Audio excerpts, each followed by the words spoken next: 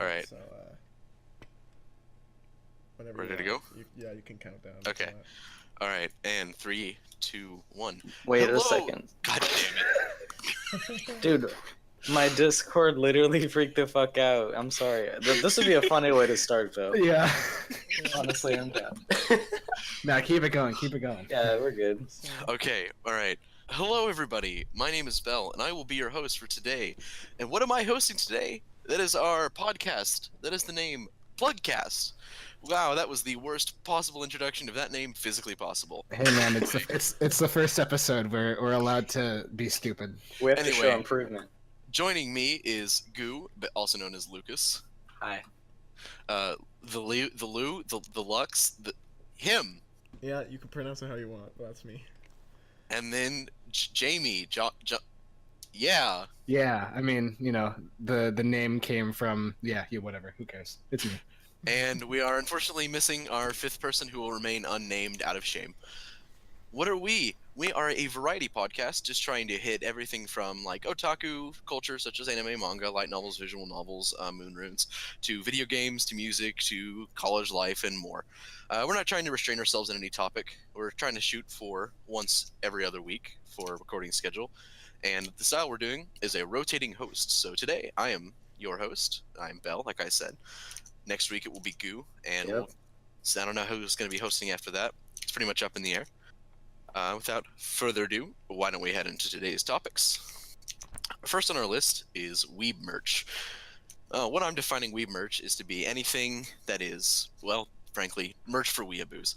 Talking anything in like the otaku culture, even probably extending that to like Japanese video games or even American video games in general. So the question I have, what do you prefer to get, if anything? And how much is over the line? I guess I'll start us off. Because I have a pretty, opinion that's on one far side of the spectrum, because I prefer to get pretty much nothing. Basically, if I want to support a series or what have you, something that I like, I'll do it through more official or easier means, such as like just purchasing, the series itself.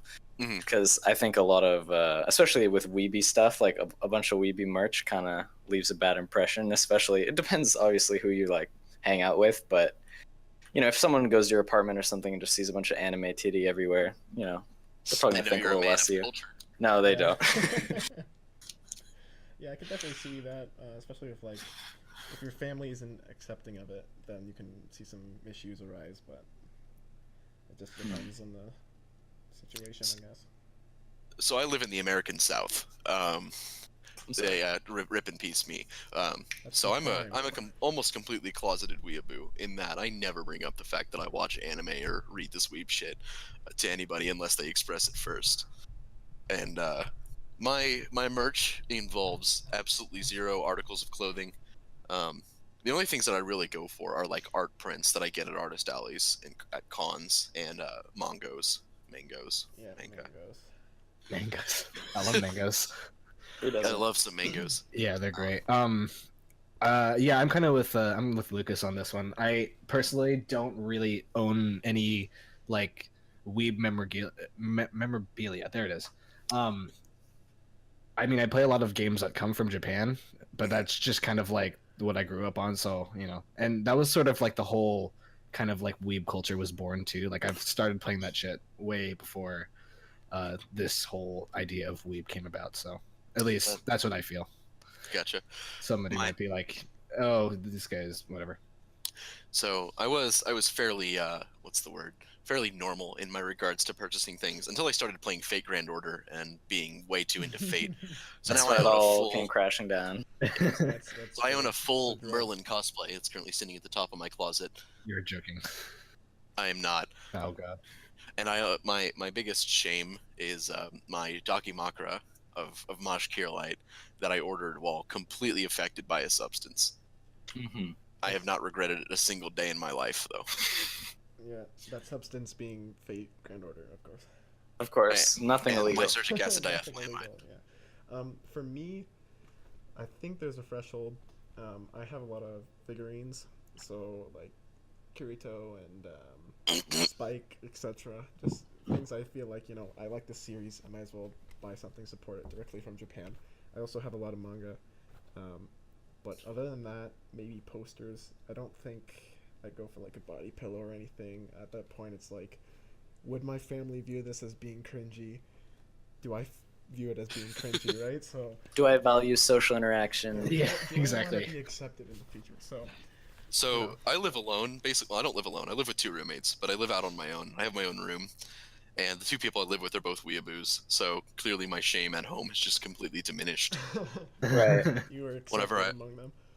Whenever I have somebody else over, I always may or may not just hide the cover of the body pillow. I'm pretty sure my roommate, he doesn't like, he has no shame in that. He like, I think he will have them like laying out, and it's I just, think he has negative shame. yeah, I think he Yeah, has for being negative honest. shame. Just Dude, crazy it, man. It's called pride. his entire room is covered like almost every inch with wall scrolls, whereas I have 1, 2, 3, 4, 5, 6 pieces of art. You see, to me, wall scrolls are just like posters, but I don't like them because they're like not posters. They should be. Why do you need like the scroll? It just hangs there. It takes up extra space. I mean, honestly why do you need don't any of understand it? Because Yeah, it's true. Japanese. Yeah, Okay. that's actually true. You know what's from Japan? Scrolls. Scrolls. Yeah. Oh my. Is that true? Haven't you seen Naruto where they have the fight in the forest for Please the stop. Sorry, Uh, Boruto's dad. Okay. Okay. You're right. Anyway. You're right. So moving from that, what about cosplay? Do you do it currently? Would you want to? So for me, I went to a convention near Toronto. It was the biggest one in Canada, I believe, called Anime North. And because I'm a part of the ReZero Discord that we have going on here, I went to check out the ReZero cosplay event. And there's some pretty good cosplay. I find a lot of it doesn't really appeal to me, just quality-wise. So to me, I enjoy cosplay. I may go and cosplay something this year. I'm not sure if I'm going to or if I have time to, but I enjoy it. But when a good amount of effort is put into it, I think. Yeah, I agree with that actually. I think there's a lot of kind of, well, just to be harsh, kind of shittily done cosplay, especially for a lot of more mainstream stuff. You'll see it like Yeah. I remember back when Overwatch was like super popular. Even there was a bunch of like diva, people cosplaying diva and stuff, in just like the most Non-flattering. just low quality way possible. But I totally agree that if you put a bunch of effort in, then it's really cool. And the concept in general, I'm not against at all. It's just kind of like sad to see when people don't put any effort in. Yeah. Now, Yeah, Okay. definitely. there is a point though. There are some cases where I accept it. One guy that went to Anime North the year before me, and this year, he dressed up as Megumin and Kana last year, and it was just some cheap thing, but he was a guy, right? So Right, it so fit it's for the perfectly. meme. Yeah. So that was good, but for the most part, yeah, it needs to have some amount of effort put into it. Yeah, I'm all for people of all shapes and sizes to do, any cosplay they want, but just for either put some effort into it or put some money into it. Yeah. I think that all dudes should be able to compliment another dude no matter what, especially if they're wearing a cute anime outfit. Come on, man. That's just like, that's some respect right there. I think cosplaying is fine. It's just like an extension of everyone who's like, I love Halloween and I want every single day to be Halloween, so I'm just gonna make outfits for that occasion. With less candy and more spending. Is there Yeah. anything you guys think is like over the line in cosplaying? I'm curious. People who show up practically naked. Oh, that's true. No, that's a Yeah. bonus. I mean, but at that point, that's not. I mean, if that was the case, then you could just show up in anything, and be like, I'm cosplaying right now. I feel like I think I agree with you guys. Is that putting a little love into it, unless like you're going for that cheap looking style and you're making it look funny, like it's Oh funny. yeah, I know what you're talking about. Like the you guys see the guy on Reddit who like does really cheap cosplay. He did the one of Goku, and he's like he puts like some Listerine or some mouthwash in front of the camera. Yeah. It's so good. Yeah, those are good. Other than that, no, not really. I think like people that, I mean, anyone can be really into something, but when they go like really into it and they're doing cosplay all the time, or you see them like walking around outside of conventions, maybe, I find that's like there's usually a time for something like that. Yeah. The funniest thing in the world is like the 1.5 square miles around a convention center around like 12 to 1 p.m. Yeah. And you just see a bunch of like eccentric characters, and everyone's just like, "What the hell is happening?" It's like weebs are taking over for in a city block for a day. That the Mhm. only time I'm like, anime is finally mainstream. It's when Yeah.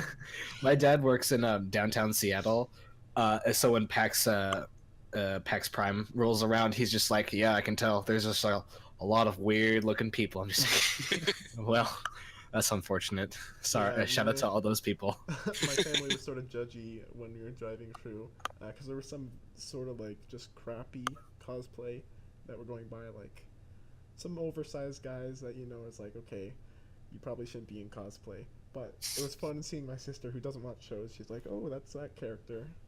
So that was good. Why is that character only wearing a tube top? It's kind of weird. Yeah, You just don't understand clearly. please. Uncultured swine. So my cosplay that I have, I didn't hand make it at all, and there are people who are going to be opposed to that. And you know what? Fuck those people. I enjoy what I have. Agreed. So me, for example. It was one of those like they're like $100 to $200 a piece, and they're these Chinese-made cosplays you can get on Amazon or on like random websites. But the one that I have is actually like much higher quality than I was expecting for a Chinese seller. And the only thing I feel bad about when getting it is the fact that the money's almost certainly not going to Type Moon or Delightworks. Yeah. Type Moon has enough money, let's be honest. Yeah, I mean, have you seen Unlimited Blade Works? No, have you seen Fate Grand Order? Fate Grand Order made $968 million last year. Jesus Christ. What the fuck? I can't Yeah. even. I don't even think I've spent that amount of money in my life yet. I can I would probably hope not. guarantee you. I would hope not. I don't think I'll ever be able to spend that much money. Yeah, that's unless that's you're not- Elon Musk and you're sending your Tesla Well, I mean, Roadsters to Mars. who's to say that I'm not? True. That's true. Real Tomorrow creative in the news. Bitcoin right here. Yeah. Well, I mean, if you're talking about like the gacha game, they do like make a lot of money off of those. It's just like Mhm. crazy. Fueled by waifus. I know I fuel a lot of that money pot too. Hey, Alright, man, as long as you own up to it. Yeah. my question for you all: if money was no object, who would you cosplay as? Ooh, that's a tough one. Shit, I Assume- don't have to look at my mail. Assume Yeah, that yeah, like I'm not too. a professional costume designer will make this for you. Oh shit, what am I thinking? No, something from Monster Hunter. I feel like a lot of it just has to do with having the right like body type and stuff though. And so it's like for a lot of the cosplays people want to do, it's not even like price that's an issue. You know what I mean? I mean, It if feels I kind had- of mean, but yeah. If I had unlimited money in that sense, I would probably want to go and like cosplay as some sort of like female character just to see how it would turn out. Yeah, I If mean, they're able shit. to make me look like it, and I'm a guy, then I'm all for The it. power of makeup, Yeah. it's incredible. My choice would be King Hassan from Fate Grand Order, which I'm gonna quickly snipe a photo for you guys if you haven't seen him. Damn. I dig. Oh, yeah. I dig wearing something like this. Yeah, Oh, you yeah, definitely that's dank. you definitely need to take advantage of having very skilled costume design. Yeah, no. If someone is be like, "Hey, I'm gonna make a 1-to-1 of something," I'd be like, "Oh, Monster Hunter armor, hands down." I talk nonstop about Monster Hunter and how much I love it, and that's one of the main reasons is they nail aesthetics for the most part. I mean, but I think in any video game and there's female armor, it's just like, all right, so here's this weird like armor for a woman. It's like a thong and a string, and it's got like the highest defense rating. You're like, Okay, it makes sense. I like women, but okay. I'd probably just go as some like pretty standard protagonist because I don't think I could pull off much else. Like I don't know, like Subaru or something. Because just like your standard isekai, black, brown hair, whatever. Like even Cosmo would work too. I don't know. God. But at that point, you just need a sick ass track jacket, and you've pretty much gotten. Yeah, it down. exactly. You just buy the most expensive track jacket you can find, and then you're gold. When I went to that con, that's pretty much how it turned out. Yeah, exactly. Yeah. I'll just be one of those For people. me, you guys, most of you have seen Fullmetal Alchemist Brotherhood, I assume, Mhm. right? Right. I'd Yep. probably go as Armstrong. Oh, yep. Just see those Uh, muscles. Okay. Would you have to paint on the muscles looks, or? Nah, if they're going like full cosplay, I'm getting like. Oh, I artificial see what you're stuff. saying, yeah. Get the prosthetics going and everything. Yeah. Just have it hanging Alright. in my room. Yep, just so people know. Yeah. you put it in the foot of your bed, and you just look at it, just like, ah. this could be me. This could be me, and then you start like crying to yourself. Yeah, You know, that exactly. already. I want to be yoked, but not like this. All right, and the last part of our topic on weeb merch, which I barely consider merch, but whatever. Conventions. Do you go to them? Do you want to? Have you been? What I do feel you like we kind of touched on that a little earlier with all the cosplay stuff, but Mhm. I've personally actually never been to an anime or related convention. I really wanted to go to PAX the other day or month at this point, but that just didn't end up happening. But I'm not opposed to the idea. I would definitely go to either. Really, it seems like a good time. So I have already said I have gone to them. I want to go again. I will be going again. It's definitely a unique experience. It's smelly. that's one factor you have to Yeah, deal that's with. what I've heard. Yeah, but a lot of the time, if they have good panels, it's usually pretty fun. If you've got a good venue, it's not too packed, and you will find times where you're just like sitting around with your friends if you bring any, without bumping into people. Definitely bring money. I would probably go again if I had a lot of money with me because there's so much stuff that has discounts on it, like manga or actual Blu-rays for shows. They have a lot of distributors that come in for products, so you can buy that. But yeah, I definitely enjoy going to cons. I would recommend it to anyone that watches and wants to get out a bit. Like I mentioned, my dad works in Seattle, so I do go to PAX, or I have been to PAX rather, a couple times. I can't remember how many. Personally, the first time it was great. Second time was pretty okay. Third time, it was kind of like, I think I've had my fill of it. I think at some point, at least for me, just like the crowd and the popularity of everything, it just kind of got to me, and I just didn't want to do it anymore. I certainly think that it's worth doing at least once because it's fun, you know. Especially like, you know, going in there and just seeing a bunch of people. It's like, wow, all of these people are here for the same reason that I'm here. We all love video games. We want to see some cool shit. Yeah, it's not too often you gotta spend a bunch of time with, or even if you don't know everyone, like everyone's there for the same reason. You know what I mean? Especially for something kind of niche like just weeb stuff, otaku stuff in general. It's like there's not really any place in society where it's like fully socially, you know, like accepted. And I think the only time you'd fully like feel that would be like a con environment, or if you know, go into a smaller community of similar people. But yeah, I mean, yeah, I think PAX is definitely the extreme, at least in my situation. That's a very big convention, and it's really, really popular. I mean, it's the tickets sell out within like a couple days, so you know. But it's nice because you do see some, you know, weird people, and it's just like it's worth it. It's worth it at least going once. If you want to go more times, absolutely, by all means, go. So, a fact about me, for our listeners at home, is I play Magic the Gathering quite a bit. I'm actually a judge for it, and I travel for judging Magic events. And so one of the things I got to do was actually judge all the Magic events for PAX South, 2016, which I'm hoping to do again next year. But anyway, at PAX South, well, that was my first time ever going to a PAX, and I think actually my first time ever going to a con. It was very interesting, and I didn't really feel as suffocated, because I guess PAX South is a little bit smaller. But I was also, you know, manning Magic events for the most part of the weekend rather than, you know, traversing the con. So your mileage might vary, but I got to try out a lot of really cool games, including Dreadnought, which I still haven't gotten to play. But God, that game was so much fun. As far as anime cons go, I've been to a few. My favorite that I've been to was a con in Dallas, which I think we had 11,000 people was the number they were quoting total, which is an absolutely massive amount. Not as, you know, big as Anime, which is 100,000 people every year. But I really like them. I love seeing the artist alleys. I always try to buy something from an artist every time I'm in an artist alley, because I like supporting local small artists. Vendor booths are a ton of fun, and that's how I lose most of my money, just in general. The panels, I don't think are worth it. I think half the time they accept terrible panels, but that might just be me. Maybe I'm just too critical. Maybe I'm just an asshole. Who knows? Yeah, there's been some straight gold from occasionally some cons, anime-related cons, especially with like popular figures in the community. Like I remember Digibro and Giga had kind of roast off at, I don't remember what con exactly it was, but it was really fucking funny. So That was Crunchyroll Expo. oh yeah, there's always potential for good stuff, but I agree that the majority is probably a little trash. Hmm. No, yeah, I just wanted to ask what's it like being a judge for Magic the Gathering? I mean, I've never played the game, so I'm not even sure how you judge that shit. It is actually like my favorite thing I do in my free time. Honestly, I love it.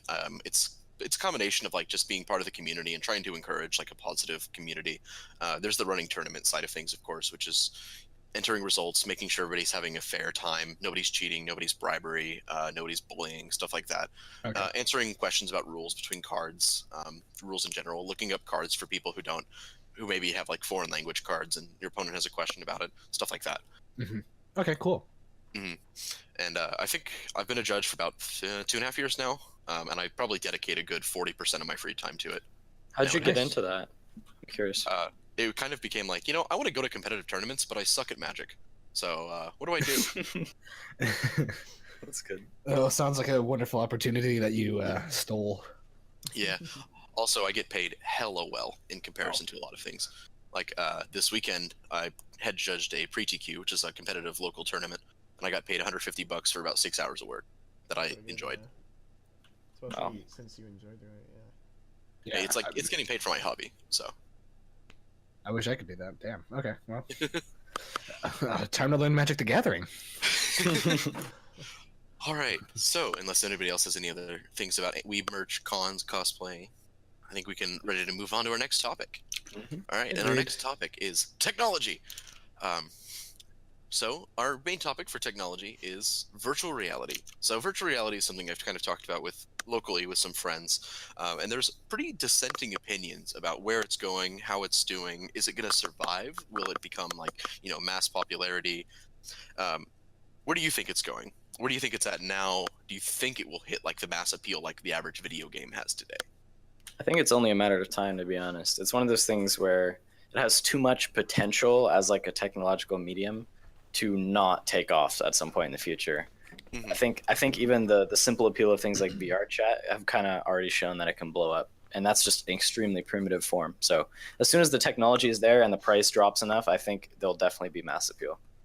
I totally agree. I was about to mention, yeah, it's the reason it's probably not taking off is because like VR headsets are like over $600. I think even more sometimes, And depending ass. on what you want.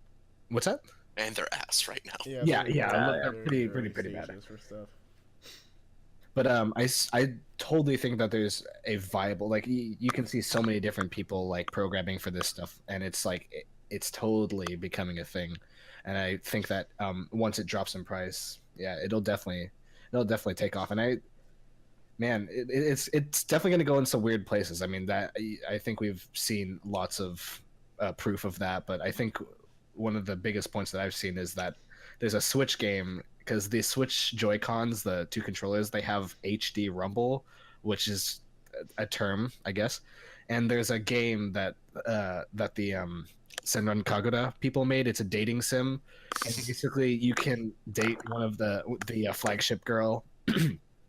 And like you can slap her thighs and it really feels like you're slapping her thighs. Oh, wow. It's really The weird. technology The is future. here. Yeah, exactly. So that's what I was saying when I was watching that video. I'm like, man, the future is here. I'll post a link. One of my friends has a Oculus Rift, so I've been able to try that out, and it is very cool. But for me, I feel like VR is in its early stages, definitely technology-wise. There is a lot that's available, but I feel like the actual hardware itself is going to be seeing big improvements with how, say, things like monitors are evolving from. Now we have 4K monitors that are reasonably priced, and soon 8K will be coming out or is already out. I feel like it won't be like a commonplace thing for a couple more years, but soon you'll be seeing really reasonably priced stuff coming out. And it's also, you need something that can run it. So a lot of people have to upgrade their computers as well. I'm not sure really about VR with like consoles and stuff, but computers, I think you need like a 970. It is expensive, but Bitcoin. GPUs are so pricey right now because of Bitcoin, like exactly what you're saying. the mining- That even that shoots that in the foot even more. Like yeah, it's ridiculous. But I still think VR is going to be popular. But I think when like augmented reality comes out, or if it comes out at all, who knows? It probably will in the next decade or so. It'll quickly skip over VR because you can probably do the same thing with augmented reality, anyways. So it's sort of like one of those like not like a niche, but I don't know. I can see it maybe being that. So my argument for VR, when I've discussed it in person, is that I think it's going to follow pretty much the same path that video games did about like 40, 50 years ago, in that, kind of started as a niche of home entertainment and basically computing software culture or computing hardware culture. And nobody thought it was going to take off. People thought it was for a very specific subset of the population. And if we look around today, like the PS4 and the Xbox One and PC and Nintendo Switch are like absolutely everywhere. Pretty much everyone in the world in the world would know about what those are. Whereas 50 years ago, nobody knew what an Atari was, unless you owned one practically. And I think VR is kind of going in the same direction. I think it has to build its niche first, and the hardware kind of has to improve and lower in price, which will come with time, Nick. That's just how hardware goes in general. I'm waiting for the full dive sort of. Me too, man. Scenario. Me too. And not like, I mean, Sword Art Online, everyone talks about that. But just in terms of like actual usability, because right now you just have this thing you put on your head and it connects to a computer. So once the technology advances a lot more, I feel like you'll have these little boxes next to you. You put a little thing on over your eyes, and then you're in the game, or whatever scenario could be more than just gaming, right? So. I think SAO, if anything, kind of proves the interest in an idea like that. You know what I mean? Yeah. It's also obviously the main appeal is just gaming in general, but I think most people agree that full dive virtual reality would be really cool, and not just for gaming, just a variety of uses. I was about to say, you guys heard of that movie, Ready Player One? I mean, I've read the book, so yeah, I started reading the book. I haven't finished it yet. It's I feel like the reason that's probably taking off in terms of a movie is because of this whole appeal of VR, and everyone's like, "Oh man, is this where VR is going? I want to wear a full skin body suit and drive motorcycles or something." So, any other quick comments on VR? I think, like I mentioned, I definitely am hoping to see more from augmented reality, because I can see it having more use out in the real world. But for actual gaming purposes, I think VR is where it's going to be for a long time. I want a heads-up display, IRL. Yeah, that would be cool. All right, so with kind of going off of the AR theme, I wanted to talk about one of my personal favorite things that I think isn't done nearly enough in this world, and that's ARGs, or alternate reality or altered reality games. So my pinnacle example that I have of this comes from my favorite band in the comes from my favorite band in the world, which is Area 11. Area 11, for those who don't know, is an electronic rock kind of stylized gaijin rock band from somewhere in England that I can never remember. And I've been following them for about 5 years now. Their first album and their first few songs were actually pretty well inspired by anime. By pretty well inspired, I mean directly inspired. But they've kind of gone away from that more recently. And in their songs is this underlying connected ARG that combines with some of the individual projects of the lead singer, as well as like some random stuff on Twitter.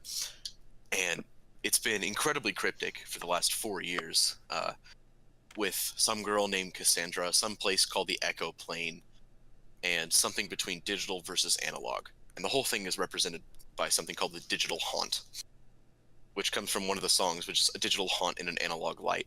And I've been following it, much like a conspiracy theorist, obsessively for the last 4 years, like I think I said. And every time they release a new song, or even anything that could be even considered music, everybody just starts to go ham onto it. Everybody on the Digital Haunt Wiki. Do you guys have any other examples like that? Any other ARGs that you really fell in love with? I know, I think it was Tech9 did one some number of years ago with like a phone number you could call that sounded like a woman being affected by like a chemical gas attack or something. No, I think it was 9 Inch Nails. So it's I like can't say that I've seen that. It's like a game that I'm just trying to picture what it would relate to. So it's like the band set up this thing within their songs that were releasing that was sort of like rolling out as a game. Not quite. It's not a game in like the traditional sense where you play along with it, but it's like a story you have to kind of piece together and figure out what the heck is going on. I mean, I have a good example actually that it isn't really a game, although I guess it kind of is. Have you ever heard of Cicada 3301? If not, it's basically a thread that was made, or not a thread, a post that was made on 4chan, I think at the beginning of every year for a few years running, where it was a bunch of clues, like hidden in messages. It was like a string of clues, basically, that involved like a wide variety of skills needed, like programming and hacking, some basic stuff, and then also cryptography and all that stuff. And it eventually bled over into the real world, where the hints got elaborate enough where you'd have to like go to different cities on the globe and stuff. And people actually never knew what organization was really putting the thing together. People theorized that it was like some government entity or some group like that, but no one really ever figured it out. But I think that's a cool example, kind of what you're talking about, of stuff like that bleeding over into the real world, where you need to do both. Mm-hmm. Yeah, like with the digital hunt, it's kind of just figuring out a story. But I've seen like now that I'm reading the quick wiki page for the Cicada 3301, I feel like I've heard about this or something like that. Yeah. But I love the level of obsession that it brings out in a lot of people, in a lot of fans and stuff like that. Yeah. I think it's a completely underutilized resource. I mean, it's definitely a way for people that dig into this stuff and notice it right away. It definitely causes a lot of hype and like commotion, I guess, in the community once it starts becoming more known. I'm just looking at it now, and I remember when I think with Cloverfield, when it first came out in 2007, there was something going on similar to this. Also with the Dark Knight film, when that was first announced, and that helped bring a lot of people in. So do I think a lot of companies and stuff should do this? Probably not, but I feel like for more like those special bands and special studios and stuff, I think it's a great way of adding a bit of fun, but also like adding a lot of or bringing a lot of people into the community as well. Do we have any other quick comments on that before I head out? Yeah, I don't know anything about this, but I think it sounds really cool, and I certainly like the idea. Yeah, I think, like I said, I think it's a pretty underutilized resource, which is kind of what I wanted to talk about it, just to maybe spread the appeal of it around. I like how deep they can go, though. Like, you expect something like, oh, it's just a little something in a song, you play it like backwards, and you know how they always had those sort of jokes going, like it's the devil's song or something, but then you realize like, oh, this actually has hidden meaning to it. Doki Doki Literature Club has this actually in it. Oh, how could I forget about that? It does. It references the next game, right? Yeah, if you go through the files at the end of the game, because the game wants you to work in the files. Spoiler alert, by the way. But if you go through them, they had people that were playing songs from the game and putting it in those. I can't remember what they're called, but it shows like the wave levels and it. It's like an audio visualizer sort of. Yeah, and things just like. Yeah, something like that. And other things like just changing the code to something else or decoding stuff, and it announced the next game, I guess, or sort of hinted. Spectrography? No. Spectro something. Yeah, I think it's something like, I'm not sure the exact name. But when you have like these sort of like smaller things that end up generating this massive like boost of popularity because of these ARGs, I think that's awesome. Yeah. And like the effort that goes into it is always like very much appreciated. There's a lot of like really cool things that can be done, and it really shows how much like the creator loves what they're doing. Yeah. Next on our list, continuing to follow off of games, the topic of video games I wanted to talk about was battle royale games. So specifically PUBG and Fortnite battle royale. Where in the niche of video games do you guys think that these fall? Do you think they fall kind of more in like the 5v5 competitive games, or 6v6 in some cases, like with like League and Overwatch and Siege and stuff like that? Or is it closer to like the Call of Duty and the Battlefield one? I think it's closer, to the Call of Duty sort of thing. Lux, you can also... Oh yeah, I was gonna say, I don't think it's gonna be as big as, say, these like smaller tournament-based games, so like Dota 2 and CS:GO, if it goes popular like that and has tournaments, because there's so many people in them. I feel like that'd be incredibly difficult to organize and balancing issues. So PUBG has a lot of bad spots in it. PUBG has a lot of tournaments already, though, even like ESL, stuff like that, which it's kind of surprising to me because I never expected that a 100-player game could have like tournaments like that, you know? Yeah. But there have been, so I don't know. I mean, you can certainly host whatever you want, right? I don't think it'll become as big as, say, the other ones in terms of just cost for people that are hosting these things. But who knows? It could be a big thing. And PUBG is sort of specific because it is 100, usually like 90 to 100 players in a game, right? So. Mhm. Yeah, PUBG's growth has been insane as a player base for the last year. Like, even compared to other games when they first had their big their big rise, like CS:GO, for example, doesn't even come close to the level of popularity that PUBG has hit in like a very short amount of time. It's kind of crazy. Yeah. So I honestly would not be surprised if it did reach the level of like CS:GO esports and stuff like that. That's a lot to, and that's like a lot of to facilitate in terms of like PUBG. I mean, that's like a lot of people, man. And the games are, it would kind of suck, like, being like the first to die because you go all the way to the tournament and, some sort of thing happens and all of a sudden you're just out. Yeah. So I'd be interested to, like, have you guys seen any of these tournaments? How did they work? I've seen some videos of streamers like participating in them and everyone getting really hyped once it gets closer to the end of the game.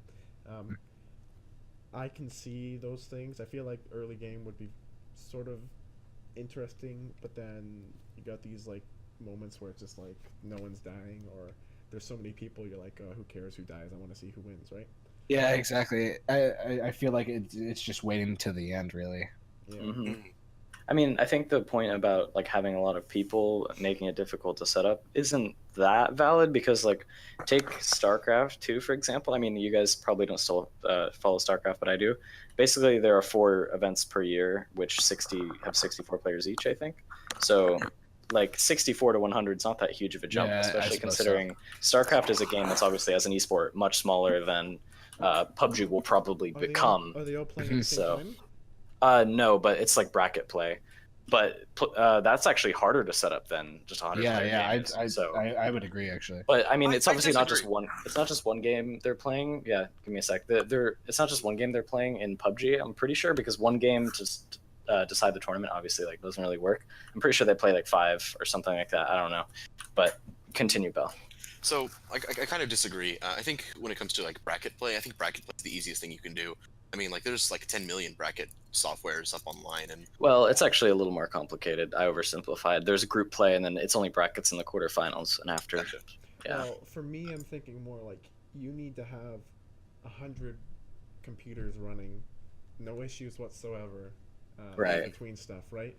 And at the point the game is right now, with all the issues it has, Yeah, I was about to say, and PUBG's kind of shit. Esports ready. it needs to be Esports, right. so balanced for something like that because like RNG itself is something that is sort of argued a lot, I'd say, in tournaments, or in just competitive setting because like you could have your crosshair perfectly aligned on someone's head, say for CS:GO, and you miss for some reason, even though you're directly on them, right? Because of that RNG. So while that's also present in current tournaments, I think it was a year ago or 2 years ago with Luminosity. They did that one match on Mirage, and I can't remember which character it was. It might have been Colzera, but he did the 2 jumping no scopes with the op, which is insane. Oh, RNG, yep, and I killed remember 2 that. people. Legendary play. So if they fix that, may have not happened, but See, it's all about like the time in which you do it because if you get 2 jump no scopes in a matchmaking game, like no one gives a fuck basically. yeah. But if you're doing it in the semifinals, in that case it was versus like a North American Hope, the North American Hope of the That tournament. was a Liquid, They right? were up like Liquid was up 15-8 or something like that, Yeah, and that was like yeah. the definitive play that put Liquid on tilt, and SK just came back, or Luminosity at the time just came back and won it. So I think like it's in esports, it's all about a balance of like RNG versus skill, because like you can't have no RNG because that makes like matches like very predictable. Yeah. Mhm. I think some people might actually disagree with that, but I think a little bit of RNG is good, but not too much. You know what I mean? Mhm. And PUBG and Fortnite or whatever have you, definitely fall a little too much into the RNG category for me to be like a really really good esport, because like you couldn't have a consistent player who's the best in the world like by far, in a game where there's 100 players in the game, purely because they will never make it to the end, like no matter how good they are sometimes, because they just got screwed over by positioning, loot, all this other stuff. Yeah. So you can't have like the dominant storylines of like players that are, you know, just a step above everyone else. So that kind of takes a lot of the appeal away from me. I'll correct what I was saying earlier. It definitely does happen, like these tournaments, but I don't think it'll happen properly until the game is fixed. Yeah. So I'm gonna take this conversation to another angle personally. I think that PUBG has stopped growing. I think it's probably stagnated out quite a bit at this point. It hasn't, which is unfortunate. Yeah.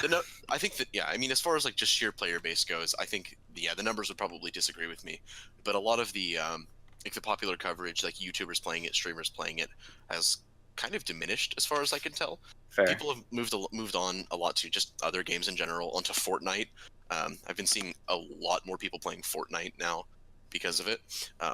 And from a personal perspective, like I find PUBG honestly incredibly stale. Like I played a couple of games with you guys specifically, and I enjoyed the social aspect of it, but the gameplay, it left me wanting something else. Yeah, I agree. Actually, I think that for me, it took me a while to get to that point, like that place. But I'm definitely there. I think the most exciting aspects of the game are probably like winning for your first few times and then getting really close and it feels kind of tense. But once you kind of get beyond that and realize that the game mechanics don't actually allow for like consistent, really good gameplay because of just how underdeveloped it is, Yeah. it can be very frustrating. So yeah, I agree. There was a YouTuber I saw, and the way he put it was like there's no variety to like the interactions and everything, so it's just it ends up getting stale. And I agree with like everyone. I've to me personally, I've always sort of like thought the game was like never for me, like because I actually didn't get it. Someone got it for me because I was just like, he's like, I want you to play with me. I'm like, I mean, you know, man, okay, that's fine, but I don't really want to pay for it. He's like, well, then I'll pay for it. I'm like, okay, cool. That's nice of you. That's how you work. Yeah, that's. I mean that, call that what you will, but you know, I was legitimately just like, I don't really care for this game, and I'm still kind of at that point where I'm like, I don't really care for this game. I have a couple chicken dinners under my belt, and I'm just like, every time we play the game now, it's just, it's just like it's suffering basically. Yeah. You get shit gear, and then you try to go find something else, and then somebody's already there taking the good gear. Yeah, it And they feels kill almost like a waste. And they kill you, and you're just like, okay, cool. I guess I'll just take those 10 minutes that I just spent gathering nothing, and you know, fuck quietly myself, I cry. guess. Yeah, go quietly cry or something like that. Yeah. In regards to the popularity of the game, there was some sort of like analysis done on the player base, and it is lower now. It's still getting new players because it's a popular game. The core player base is a lot lower now because of people going back to school, things like that. But Feels also bad. a lot of people are moving back to games like CS:GO, which I feel have a more like secure Persistent. base. Yeah, because Yeah. it's so set in stone, and it's actually like fair player wise, Yeah. like game wise. So I think games like that, you're gonna see a lot more people just staying in them with their like this core group of people. And also it's just in terms of like, are you still interested in the game? People get bored of stuff after a while, right? So I think CS:GO is a good example because like that's a game that has a formula to it. You know what I mean? Like Counter Strike as a genre, and even you could argue things like Dota, have been around long enough where like the gameplay is so perfected, it's so polished that like you know exactly what you're signing up for, but it still allows a healthy amount of like variation, skill, all of the above, you know, but like it's still Counter Strike. Like someone mentions Counter Strike, you know exactly what kind of gameplay you're going for. You're going for like the crack cocaine of shooter games where you're just like you can open up a site all by yourself, you know. But it just feels much more polished, which is kind of funny to say because a lot of the main criticism about CS:GO was like, oh, there's, you know, RNG in the shooting and stuff, but it really took PUBG to come out for me to realize that CS:GO is polished as fuck in comparison. and like compared to something like PUBG where it's very RNG based, CS:GO is incredibly repetitive, but that's good in a sense for tournament settings or just competitively because then you actually get those players that are good at the game, because they get used to and understand like that repetitiveness. They know every map like the back of their hand. They know every smoke, every flash. Yeah. They know all the strats. Like that's Well, you do see people still like discovering new flashes and smokes, right? So it's not like it's getting Exactly. stale now either. has enough variation, and the meta is the most important thing. Like I think in any really good esport, you'll see that the meta changing is probably what drives the most like variation in the games played, and it's never a constant thing. Like you'll never see the meta get stale in a really good esport. It's just not something that happens. Mm-hmm. It's always changing. Like, and I came from the perspective of having played Rainbow Six Siege like way too much before it and way too much after it. So the incredibly fast-paced gameplay of Rainbow Six Siege, I think, might have poisoned it for me. Switching to PUBG, where kind of like you're just taking a casual drive, trying to get to the circle, getting your loot, that kind of stuff. Mm-hmm. And then Whereas like in Rainbow Six Siege, you so much as look at a window the wrong way and you've been head. Yeah, I think PUBG is a little more similar to like Arma than a game like Rainbow Six, and it's like hours of build up in Arma, right? Like Arma's like even more slow, from what I understand. I haven't played much, but yeah. And like Rainbow Six Siege, like as a competitive game to me, like yeah, even as much as I love the game, I don't think it's esport ready even yet because the game is buggy as all hell. Oh god, no, that game has been broken ever since it came out. That's the reason I quit the game the first time, is how buggy it was. It's gotten better, but Ash still has no headbox, so. Jesus Christ. But like the difference between like gold and silver play and platinum and diamond play in that game is like a pixel perfect memorization of the maps and team comps. Yeah.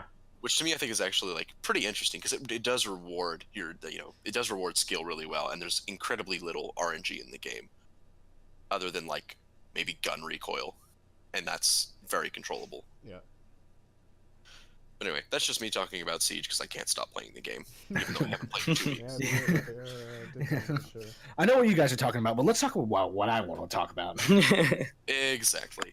Anyway, so unless we have anything else on Battle Royale, I think we're good. We're good? Yeah. It's shit.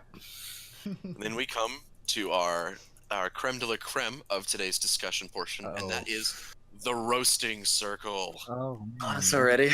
Yeah, there's So- shit on big time. For the roasting circle, each person is going to bring up one, at least semi-popular, anime that they really enjoyed, probably a 9 out of 10 or a 10 out of 10, and we are going to go in turn and give our opinion on it, whether that's positive or negative. If we haven't seen it, we're going to give our opinion on what we think of it, why we haven't watched it, why we don't give a shit, why we'll never watch it, that kind of thing. And then this is the part where the Leux dies. Yeah. I have the noose ready. Yeah, Lux, you can just leave now, man. It's cool. We can So, call it a day. Make myself tough and I can handle it. Yeah, just get yourself your little blanket and just tuck yourself into bed. It's good. yep. All right. So, as our host, I will kick us off as I try and remember what I put as my my choice. Right. So, for Such a my gentleman. roast, for what I have as a 10 out of 10 is 5 centimeters per second, or Biosco 5 centimeter. It is a Makoto Shinkai work in 3 movies, which tells the charming tale of the development of somebody's romance and such and such. So, those of you who haven't seen it, why? And those of you who have seen it, what do you think? 2 words, shit ending. Oh shit. Depression Quest 2014. Yeah, 13. this anime will give you depression 100% of the time. Now, Interesting. I have not seen it actually, but I was spoiled on it. Yeah, me as well. Yeah, now it's one of those ones that, after watching Your Name, sort of want to watch it. hmm But now that I know it, and that's the goal, it's sort of like, I don't want to because I know it, and because it's so shitty. Right, spoilers for Your Name, by the way, in my next comment here. But I think the main reason I've heard about the ending of this movie is because people alluded, like the ending teased in Kimi no Na wa to the ending of that movie, where they're walking on the bridge and they look back but don't talk to each other and all that. Like that was teasing the end of like Matoko Shinkai's previous works, right? Like that was kind of for the people that really knew him and really were a fan. Like they were totally expecting shit to just go down and like literally nothing to happen and just.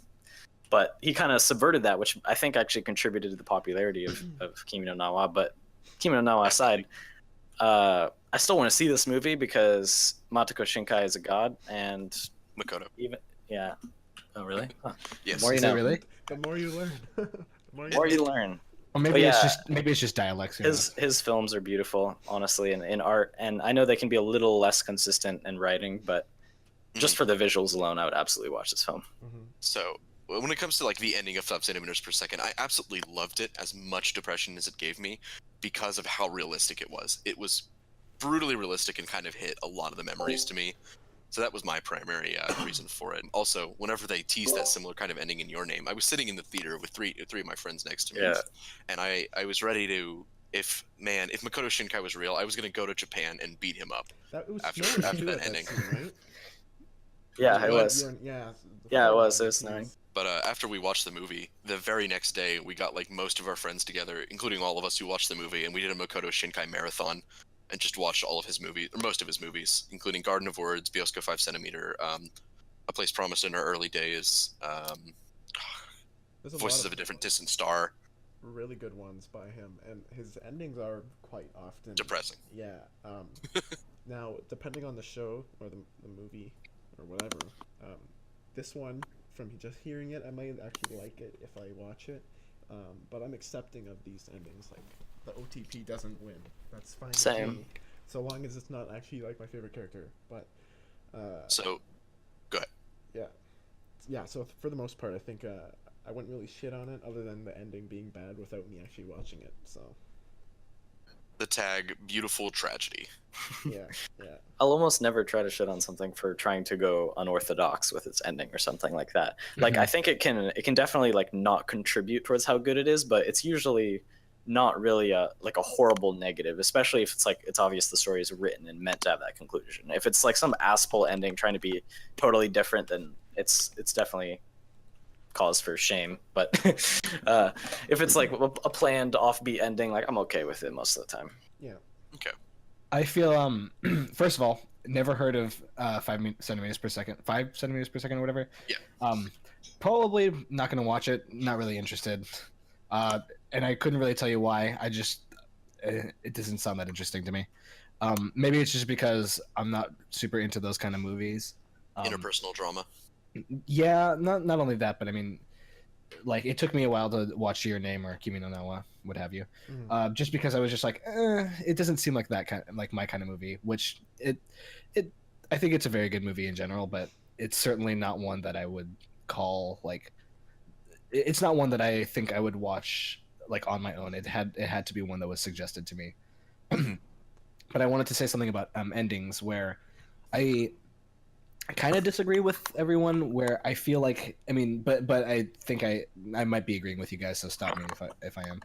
Like, I feel like an ending, like if it's a bad ending or it's an ending that you didn't want, it can certainly leave a sour note, and then that'll just kind of stick with you because it's the last thing you have of that thing. Yep. The only example I can think of is Gurren Lagann, but I'm not going to talk about that because Lucas hasn't seen it. I haven't seen it. Bastards. So I like that. I just feel like every time I think about that anime, I'm thinking, okay, everything was cool, and then I remember the ending. I'm like, that was the last thing I saw, and it still makes me upset. Yeah. I mean, maybe some people like the ending, and I'm in the minority with that, but whatever. That's just my opinion. I feel like with shows like this, they're those ones that are needed, sort of, so that you don't get the constant they win all the time endings, right? So I appreciate it for that sense. Do I actually enjoy it? Probably not. That's a very interesting Fair enough. perspective to have, actually. So you think it's like a necessary evil of sorts? Yeah, I because I after a can while, I couldn't agree with that. of the same stuff, and getting that sour taste may be a good thing. When it comes to endings, I think one of the things that ruined almost every piece of media for me for a long time was a series of unfortunate events when I was younger. Oh yeah, I read that when I was really young. I don't remember much though. What I remember mostly of it is that it taught me how to predict endings, and then just completely destroyed expectations entirely. And in destroying those expectations, it taught me what it was destroying, to the point where for a very, very long time I could just kind of predict what was going to happen, and I definitely enjoyed most things very less unless they had those twist endings. Mm-hmm. Okay, so moving forward, who is next on the list? That is Goo. I'll go next. So the roasting anime in which I gave a 9 out of 10 is ReZero, which is a very popular, obviously, 2016 isekai anime done by Studio White Fox, in which our boy Subaru, dropped into a fantasy world. Things are a little different than your standard isekai, though, and I won't go too much into spoilers because anyone that hasn't seen it should really see it. Jamie, just kidding. But well, people hype it up as the greatest thing ever, and people shit all over it for being an isekai. I honestly fall somewhere in between. Definitely on the side of liking it a lot, but I don't think it's as good as some people say it is. Just I enjoyed it a lot, and it's good discussion for sure. So especially because Lux over here is a moderator of the ReZero Discord. So. Shout I out. can't shit on this series because I love it so much. Okay, so I'll do it. Yeah, you're gonna have to go ahead. I mean, there are parts that I dislike, but so much of it just hits a spot in terms of things I really like. Certain points that you don't really see in other series occur, and just makes me so happy. So I can't really say anything bad about it. I mean, it doesn't have to be that bad, but I mean, there's the positive side of the show. Yeah. What's the negatives, Bell? So, I'm gonna preface this by saying I fucking hate isekai. Sure, I've enjoyed a few of them, but on principle, I kind of just hate the entire genre. The whole thing is like completely convoluted. I think you can skip the first 10 minutes of every isekai anime, and it's just instantly made better because of it. So you think fantasy is just objectively better? Is what you're saying? Yeah, I think Okay. trying to make a Well, contrived that reason was objective. to be in I'm this tossing fantasy. it around. I can agree with that. I find that type of thing is, right now at least, it's really, really prominent. And you see a lot of things coming out, like freaking isekai smartphone, this really Death March to basic- Another World. Yeah, that one's another one. I find if they take an interesting turn, yeah, but if they don't utilize that person that's coming from the other world, I think it's just crazy. Right. Belle, I have a question actually. So I have an answer. is the part you hate specifically that specifically that you could cut out the first 10 minutes and it wouldn't be any different? What about isekais that actually utilize the whole isekai idea that it's plot relevant, that they're going to another world and maybe we'll come back or some shit like that? I don't know. I Yeah. haven't the one that was actually most convincing to me as far as being an isekai was Gate, because they did go back and forth between the worlds. Beyond that, I think that having a snarky protagonist who randomly gets a piece of technology from another world is legitimately the same. Yeah. Or a useless protagonist. I find the whole thing where it's they come from another world, just a basic one, and it's fantasy based that they go to, but they're the best thing ever when they're just some normal human. Can't stand that. I like how ReZero subverts that quite well. Yeah, it does, because Maybe too far though for some people. some people, I mean, and they also have those very this one of the main characters or supporting characters is very waifuable. Everyone knows Rem. A lot of them, yeah, a lot of them are. But they do things in it where they make it this is actually too good for him. But I think it needs that balance. Yeah, ReZero is all about basically having a roller coaster story type in which you take the highest hopes and the deepest despairs and put them together. And it does do a lot of risky strategies. I see why a lot of people dislike it. And in fact, it's not a show I'll be, salty about if someone's oh, fuck ReZero. I'm okay, I kind of see where you're coming from. Because especially in the early few episodes, there's a lot of risky stuff done with a lot of not explanation about a lot of things. Subaru seems kind of dumb for a while. I mean, it might even be plot relevant. We're not really sure at this point, but it just kind of seems like it's an easy way to get off put at the start of the series. What do you guys think about that? Yeah, I Yeah. think he's kind of dumb for maybe the first 28 episodes or so. We're already past the season, so that's good. Damn. Just out of curiosity, Belle, have you read the source material for ReZero? No, I haven't. I have I'm the to- only one I've who feels read the that. summaries, but I need to actually read the stuff. Spark notes that shit. That's actually one thing. I have this at a 10, ReZero, on my list. So 10 out of 10. Wow, really? Yep, the perfect show. Easily Masterpiece. before that. Yeah, but I think the beginning, I can see how that would turn off people because it does play towards those isekai, he's an otaku, right? He's a shut and neat guy, so he's oh, we're in a game. This isn't actually real. Nothing bad is gonna go on. So he's doing all these really stupid things that he shouldn't do, and he's pretty dumb. But I think it sort of adds to his character in that he's not the smartest guy ever. Yeah, He has I to do legitimately things think differently. He's not dumb, in my opinion. I think he's just immature. Like, Yeah, there's a yeah. pretty interesting difference there, because like he does act dumb occasionally because of his immaturity, but it's really more obvious in like the later episodes, like 12, 13, 14, 15. That his main problems are his immaturity and not just like him literally being retarded. I Because find a lot of he, people hate him at that point, mainly. yeah, which is funny because that's the point where he hits rock bottom basically, and him coming up from that, you can see that he can be smart and he pulls out some interesting stuff to get out of some situations. It's just kind of has to stop being a 17-year-old to get there. Yeah, for me, that's probably my favorite portion of the series, or point, at least in the anime, because you never see that really in other shows, and it feels so like he expects so much because of everything he's done, and then of course he's not going to get that. So Yeah. So to comment on ReZero specifically about the world, about ReZero, I'll start by saying I'm very much an anime positivist, or at least that's the way I like to spin it. I think I have at least 70% of my mal above 80%, above an 8 or higher. I have 24 10s out of 160 entries. I think What's your mean score? My mean score is like a 7.4, I think. Okay, so that's fair enough. mine's actually higher than yours. I think I have a 7.8. Mine's 6.9. But I have ReZero at an 8 out of 10. That's Even still though I pretty do have a good, lot of yeah. criticism about it. Like an 8 out of 10 for me is like I still had fun, but I have problems with it. Yeah. And my main problem with ReZero, like it's an isekai, sure, but I try not to use my isekai hate to judge a show. It's just like judge what I want to watch. And ReZero, I think my main problem with it was the fact that Subaru's quote unquote power is that he just can't lose at all. As much as like he can fuck up and screw things up, the ability to go back in time and reset, even if it's painful, just means he can't lose, which makes it so predictable.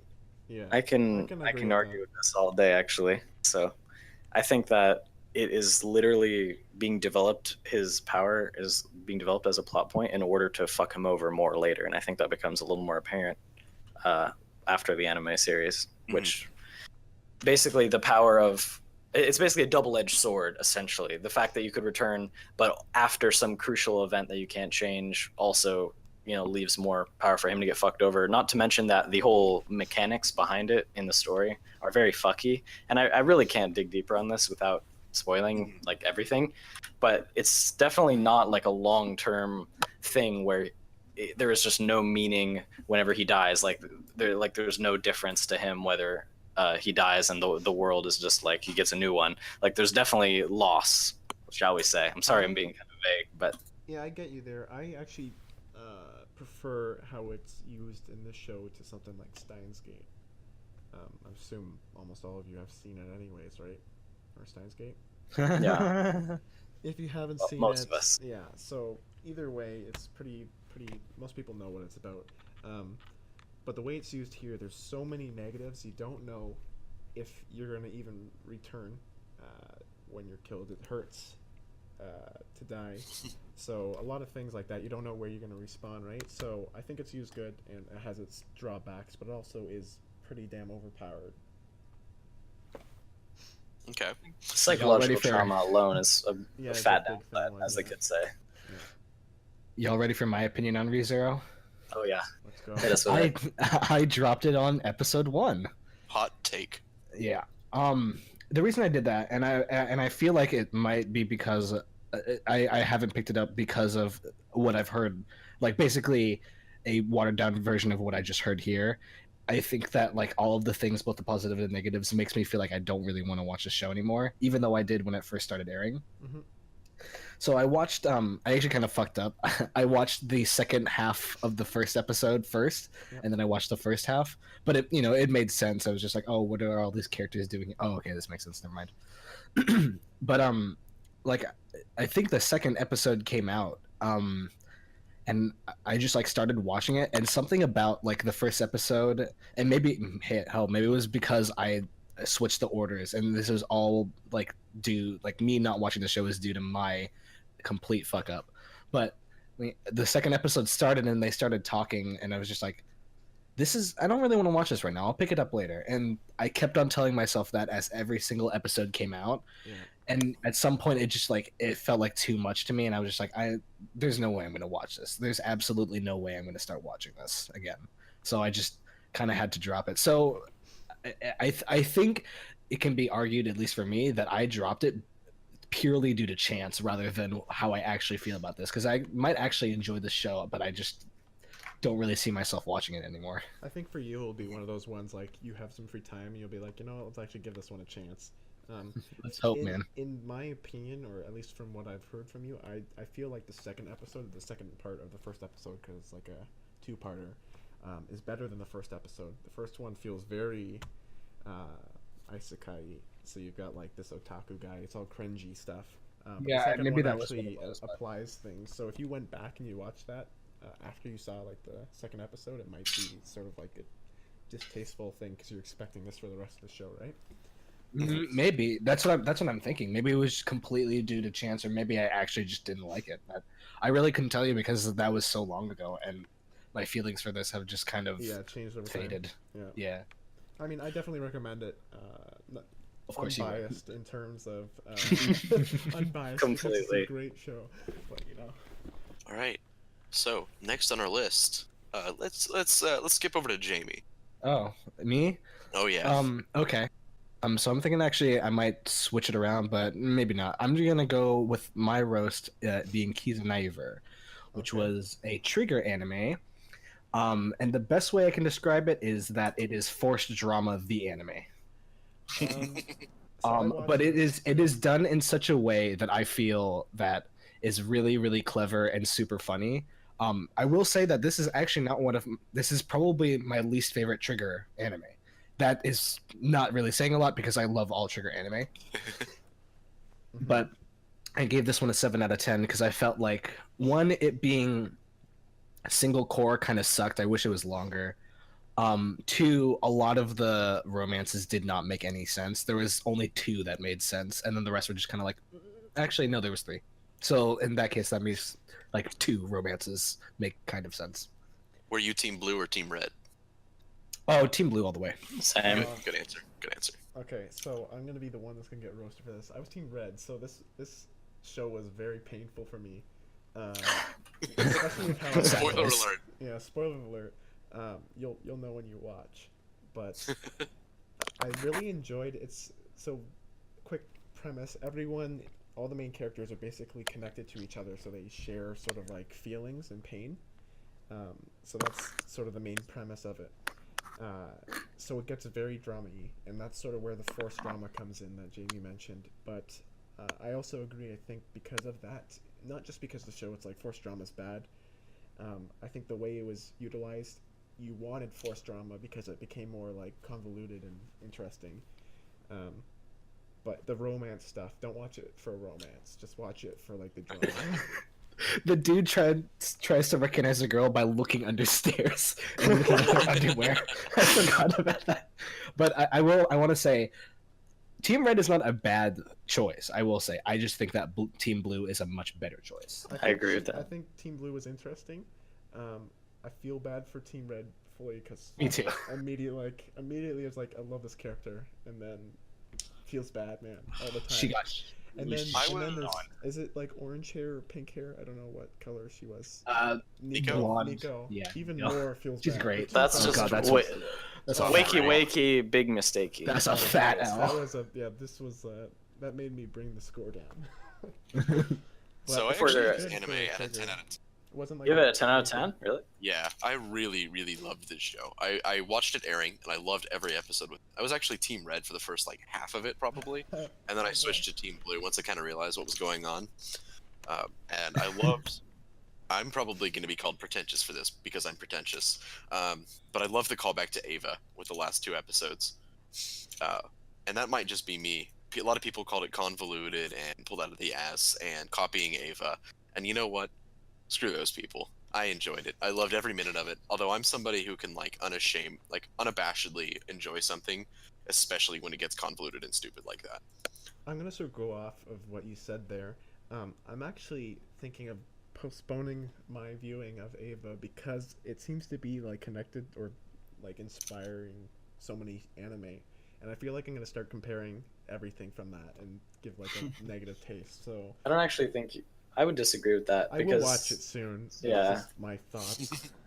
because it's all very usually, unless in the case of like Darling in the Franxx, which we'll probably get to later, it's not literal like things taken from Ava. It's more of like the ideas. And Ava Yeah, came out. yeah. It was like one of the first anime to do a lot of those ideas. So people just love comparing to it when no art is really original. So Yeah. I don't know. But yeah, Can I just talk overall, about the I love OP show. and ED? Yeah, can I just talk about the OP and ED for a sec? Oh, Because God. I love both of them for Kiz Niver. Like the ED's visual, or rather the OP's visuals are fucking awesome, and the song's pretty good too, and the ED's good too. So shit, man, I really like the music. ED. I need to find this because I have not heard in a while. Oh, also we have to mention that the animation is so crazy. At times, yeah. Trigger. It is. It's like it's so detailed, but it's like also like really, it's like that trigger animation where it's like really fluid and it's just like wow, there's like a lot of detail and these characters are moving really strangely. I love it. Yeah. All right. So the last on our list, Mr. The Leo himself. All right. So one of my favorite anime in the Monogatari series is Nisa Monogatari. So you guys can Gatori. proceed. Monogatari, but yes. Monogatari, whatever you want to say. everyone knows I'm shit at pronouncing these things, but that's That's all good. It's because you're Canadian. Yeah, it's Canadian blood. Eh. Hey. I gave it a 10 out of 10. So, and I gave I think it's called Bake Monogatari or Bake Bake- Monogatari. Yeah, I gave that a 9. So you can go from there. I have All right. a 9. You guys should probably leave me for last because I'm going to talk for a very long time. Yeah. Lucas is very well versed. He's actually the one who made me start. Well, not made me, but I decided to start watching it because of Lucas. Mhm. I'm only at episode 5, which is the end of the second. story arc. You're talking about the first season, right? The We're first talking season. about- So I haven't even gotten to Nisei. Like I haven't even started thinking about it. But I'm really excited to keep on continuing because from what I hear and what I've seen, this is a really fascinating series. It is very very good. I'm only at second season. I haven't gone all the way. Rush. But I'm gonna have to jump in and just go in. Toothbrush. Too rushed. Toothbrush. Toothbrush. Anyway. Okay. Toothbrush. Okay, so about Nisi Monogatari. Nisi Monogatari, I think for a very long time until Owari Monogatari came out, was actually my favorite of the series as well. But that's just because I think that Phoenix and B are best girl, Yeah. they are, which is easily. one of my more controversial opinions, apparently. But I think they took the fan service a little too far. I like how they played with it a lot of the times, and actually using it for symbolism. And yet again, here's what I'm going to be called pretentious, everybody. Get your YouTube comments out right now. Call your senator. Let them know. Oh, you're there. This Call is it. my favorite anime. My typing fingers are ready. But I really liked what they were doing with it. And Nisi Monogatari did kind of bastardize that to a degree. And there's a lot of scenes in it where even I was straight up uncomfortable. And I have a pretty big tolerance for anime weirdness. Now, for me, the toothbrush scene is definitely something you need to see if you. Legendary. Yeah, don't watch it right away because you will be. No, turned watch off it right immediately. now. You gotta watch it in But if context. you're listening to this, watch it right now. Or just watch the show. The series is fantastic. No, just watch that scene and then that's the all show you need right to there. know of the show, yeah. All right. I definitely think it was very over the top fan servicey, but everything following Nisa Monogatari, or everything in Nisa Monogatari fan service wise, is phenomenal in my opinion. Mhm. It's all used now. It's fan service, so if you hate fan service, you're gonna like drop dead right away. But there's so many points in it that it's used so well. You've got characters I can't remember the names of. Who's the little girl's name? Hajikuji? Is she the snake one? No, that's Nadeko. Okay, She's- yeah, her. They Fuck have a Nanako. scene in it where she likes the main character Araragi-kun. So Did you um, stutter? Trying to roll your R's? yeah, I stuttered. Sorry. And she likes Sure. him obviously, but she's fairly young. So she dresses up in like this sort of sexualized outfit, and she's a younger person, so sort of like pedophilia in a sense. But, You can say lolly. yeah, lolly. She's not really a lolly. She's not really, but I mean, in the show, she's probably the smallest. She's a middle schooler. Yeah. But like older. Guys, that's a compared to Holly. the main character. He, definitely Oh yeah, made a compared to the difference. main character, yeah, But for sure. the way they did the fan service, it was clear that the camera was focusing on her trying to show off herself sexually because she wanted to show off to Araragi. And then in the toothbrush scene, it's sort of like this very close sibling relationship because they were sort of separating. The family wasn't really close, I believe, and they were trying to fix that. So the toothbrush scene is definitely not one I can really reference much because it's so out there in terms of just being like so bizarre. But the rest of the show, fan service wise, I think uses it perfectly. Yeah, I'm gonna talk about the things I like about the season first, and that the first one, the most important one, being Shinobu, because Shinobu first gets her First major shows screen up, yeah. time. Mhm. There's her monologues with Araragi are great from a writing standpoint. Like they're fucking fantastic. There's a certain level of intimacy with her and Araragi that I think is not often shown in anime. And it's not even necessarily a romantic relationship. It's just like, I don't know. They're literally like part of each other, and it's really fucking cool to I'm see. gonna jump in real quick. Yeah, sure. During one of the scenes, it's him or Aragi-kun and Shinobu in a bathtub, and Yeah, that's you the can- scene. Yeah, you can see a lot, but it doesn't sexualize anything. It's so casual. Yeah, that's and another it thing. literally, that's perfect. Yeah, because it's meant to show how close the characters are to each other and not really to the watcher, if that Yeah. makes any sense. Yeah, that's another reason why I love this show so much. Hmm. And another thing I liked was, I think Kaiki shows up for the first time, if I'm not mistaken. He's always an interesting character, honestly. Phoenix Arc. Yeah, Kaiki's probably one of my favorites from the series, but I'll have to talk more about that if we ever talk about second season. Mhm. And the sisters are pretty interesting too. I think it's also the first time you get major screen time with them. Now, moving on to the fun stuff. The actual I'm gonna roots, preface man. this. I'm gonna preface this with saying I like Monogatari a lot as a series, and I gave even Nisei a 7 out of 10.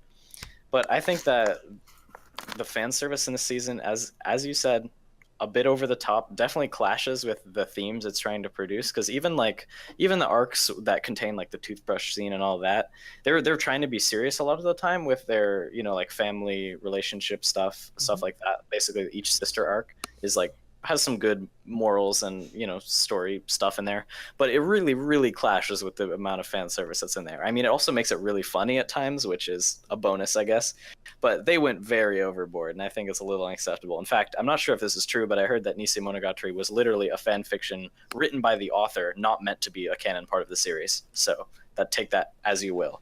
I don't know how it's- accurate that is. I could definitely see it being something that's Yeah, that's why again, it expected sounds pretty like I wouldn't doubt that, should we say.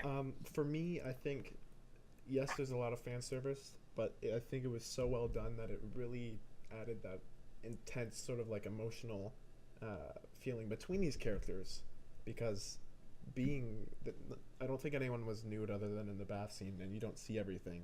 I'm pretty sure there was, but all right. Or do you actually see? I can't remember. It's been a while. Well, no, not see. I'm just saying there's more nude stuff. Oh yeah, I'm pretty- in the entire series, yeah. But it really like went down to the core of each character and how they acted with these fan service. I don't think any other season's really this fan servicey at all. Yeah, But I think I get what you're it trying to was say. used so well for those character traits. My only problem with that is that when you boil it down, it's like Araragi just wants to fuck his sister, Yeah, and yeah. the fact that you're like that is a major plot point mildly bothers me, especially in a series that has like some of the most profound stuff in it. Like the fact that it just does that randomly, I'm like, okay, take that with a little grain of salt. There's a reason this is my favorite season. So, But if we want to talk about more positives, okay. I guess- was gonna okay. say one thing real quick, on Yeah, that. sure. I'm pretty sure that the toothbrush scene and the courage to tell a lie scene actually happened in the same episode or within a 1 episode radius of each other. Courage happens. Courage to it's Tell very Lies close. first It's like two. It's like 2 episodes apart. They're very close, but they're very good too. Anyway, sorry, go ahead. Yeah, I was gonna talk about the music side of the series because actually a lot of people, I haven't really seen the consensus of like the anime community as a whole in this, but a lot of people don't think the OST for the show is very good. Or it's A lot not. of people, yeah, it's like they reuse a lot of tracks, which I agree with. I think it was pretty average, but the openings for this season are quite good in my opinion. Like the first opening, only used in the first episode, sung by Sundra is really good in my opinion. Marshmallow Justice is one of the best in the series. That's Karen's, Yep. OP. Yep. And then the disco one, Platinum Disco. Everyone That one's loves pretty. that one. Go. That one's pretty good too. So It's it such an was- earworm.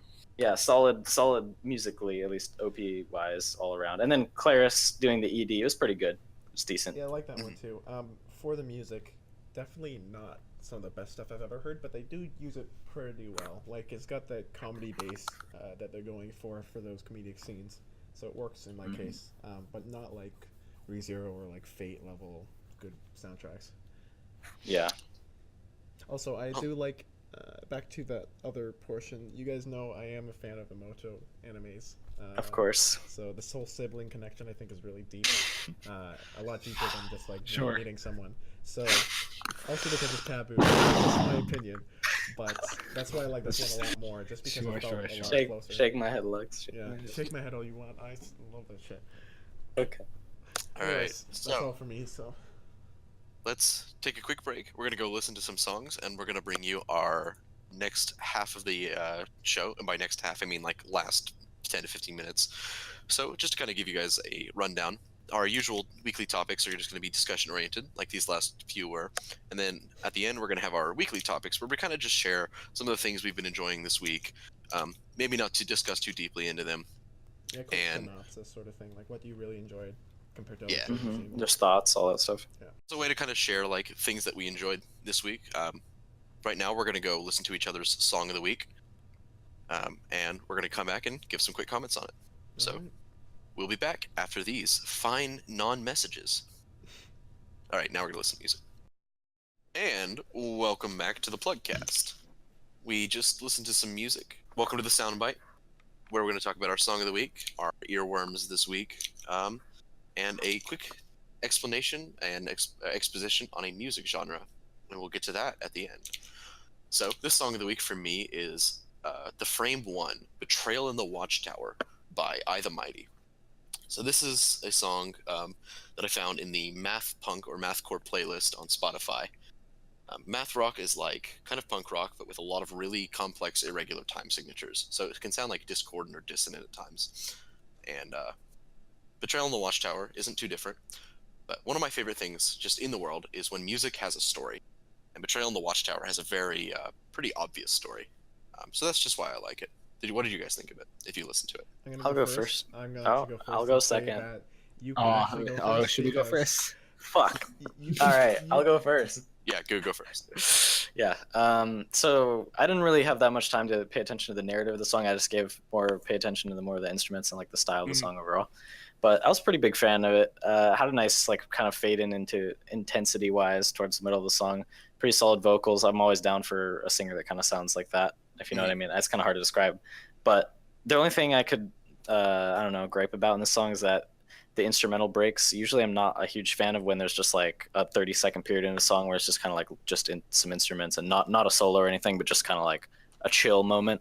I would Mhm. kind of rather if it like had a solo or something, kind of kept up the intensity, but it did allow for it to have like good tone change throughout, because it goes from starts off slow, goes to like like you're talking about the genre that it changes time signatures. So Mhm. definitely like very interesting changes in intensity throughout the song, but it's pretty good. Mhm. That's my thoughts. Lux. Oh yeah, I was gonna say I'd go first because I actually listened to the wrong song. I didn't. Oh. I heard the vaporwave one, which I've heard before. God damn it. So I will check it out though. If it's got a story to it, I'll most likely like it. Gotcha. Jamie? Oh, okay, so it's me. Yeah, I liked it. I'm kind of a not really. I wouldn't say closet, but a very, I guess, noob fan of math rock. I do rather enjoy it. I like how complicated the time signatures can get, and I like that people often will switch it up, and you're just like, whoa, what? Mhm. And it to me, I used to play an orchestra, so to me, it shows like mastery and like finesse with an instrument and like music theory. So I'm always like down for like people just flexing a little bit. Mhm. So that's really the best way I can put it. I didn't see the narrative. I really only had time to like I suppose what I first look for in music is just kind of like things that I can kind of again like kind of like hum in my head. I'm really into like melodic stuff, and that's the first thing I look into rather than maybe vocals. Like I look Mhm. more into the instrumentals just because of that. I think it's probably because of that orchestra background. Definitely very similar in terms of what I listen to, and Uh-huh. what I enjoy. Yeah. So just another quick thing about math rock. Yeah, there's a lot of straight up hate because like there's a lot of like screamy vocals that don't actually like sound good with everything else. But there's a band slash person called like Polyphia, I believe, and they're a completely instrumental math rock band. So there's no lyrics whatsoever, and it's just like the guitarist just showing off how good they are at the guitar, and it's so awesome. Anyway, that's all for me. Flexing on the fools. Oh Nice. yeah, I'm always down for music, a little flex power, as it Yeah. were. Yeah. All right, who's going next? Me, I guess. Yeah. So Yeah. my song is "And I'm Home," ripped straight from the Madoka Magica soundtrack. It is performed by two of the seiyus from the show, so for Kyoko and Saika. I don't know, I just thought I'd pick it because it's a really nice song and a really nice example of how you can have your voice actors sing in a show for like an ED or something and have it just sound real nice and contribute towards the emotional impact of the show. So Yeah, I liked it. I haven't seen the show because I'm trash. nice. But I like the repeating riff again. Like, it comes back down to instrumentals. I like the repeating riff. It kind of stuck in my head, and it's just like something that's one of those things where if when you first hear it, it's just like, oh, okay, I recognize that song. That's from this or whatever. Yeah. It's For very loungy. Yeah, for me, I enjoyed it. I didn't know it was from Madoka, but I do now, so I'll have to look into it. Definitely, I don't know where it would be in the song or in the show. For me, It's a lot of ED9, I think. oh, ED9. Episode 9. Oh, okay. A lot of music with me, if I see something visually, I get that connection, and I think a lot of people do, obviously. But so I'll have to look back and like watch that scene or whenever it happens. But it sounded very full, and I enjoy that in a lot of songs because it sort of sounds like they're bigger than they actually are. Mhm. And the vocals played really well with it. I definitely liked the riff as well; it kept repeating, and I thought that was good. And there wasn't any like really low points in the song; it was just constant, so that was enjoyable as well. Cool. My song is a song called Crush, and it's by Moe Shop. Um, the way I found it is actually pretty funny. I don't know if any of you guys watch Funhouse. They're probably one of my favorite YouTube gaming channels, and they they have this tendency to find these really random videos or like really weird perverted videos. I don't know. It's just kind of like their thing. So the song Crush was the one that played, and I heard it and I was just like, that's pretty funky. I like that. So I went to go check it out, and I found out not only is it part of a not really EP album EP, I don't know the difference, whatever. But it's the album was free. So I was just like, oh sweet, okay. So I'll just take that and give it a listen. So the whole thing is actually pretty fun, and I recommend people who like what is described as future funk give it a try. It's certainly, I mean, by the name you can probably tell that it's probably got some anime shit attached to it, but Yeah. I believe it was the best way I can describe that is there was a comment on the video and it said this is some weeb shit but it's funky, so I guess it's fine. So and I mostly adhere to that. Mhm. I agree. I don't think I could ever really dislike that kind of music. Just has a nice like vibe to it. I don't really see anything that would be like a strong criticism other than it's not like extremely profound. I don't know. It's good. I like it. Yeah. Yeah, I'm a big fan of pretty much any type of EDM genre, in any sort of context, and so I really enjoyed it. It's pretty much like anime step. Yeah, pretty much.